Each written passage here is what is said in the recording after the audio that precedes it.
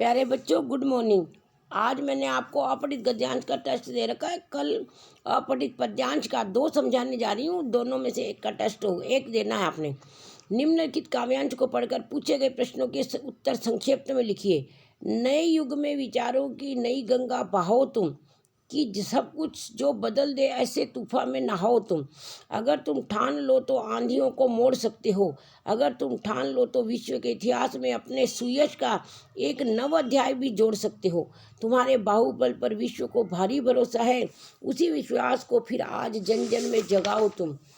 पसीना तुम अगर इस धरती में अपना मिला दोगे, करोड़ों दीनहीनों को नया जीवन दिला दोगे। तुम्हारी देह के श्रम सीकरों में शक्ति है इतनी, कहीं भी धूल में तुम फूल सोने के खिला दोगे। नए जीवन तुम्हारे हाथ का हल्का इशारा है, इशारा कर वही इस देश को फिर लहराओ तुम। यदि भारतीय नवयुवक का दृढ़ निश्चय कर ले तो क्या क्या कर सकते हैं, इसके अंदर से आपने पॉइंट छाट के लिखने हैं। दूसरा है नवयुवकों ने क्या क्या करने का आग्रह किया जा रहा है। यदि परिश्रम करे तो क्या लाभ होगा, आज से स्पष्ट कीजिए। कहीं भी धूल में तुम फूल सोने के खिला दोगे।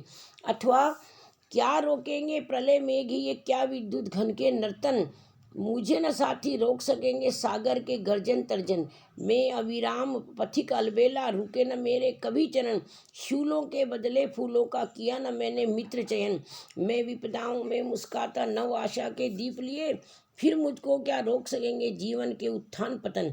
मैं अटका कब विचलित में सतत डगर मेरी संबल। रोक सकी पगले कब तुझको यह युग की प्राचीन निबल। आंधी हो ओले वर्षा हो राह सुपरिचित है मेरी, फिर मुझको क्या डरा सकेंगे ये जग के खंडन मंडन। युवकों के लिए फौलादी शरीर की कामना क्यों की गई है, किसकी गर्दन मरोड़ने के लिए कहा गया और क्यों। बलिष्ठ का अर्थ होता है ताकतवर। युवकों की चाल ढाल के बारे में क्या कहा गया है, युवकों की तेजस्विता के बारे में क्या कल्पना की गई है।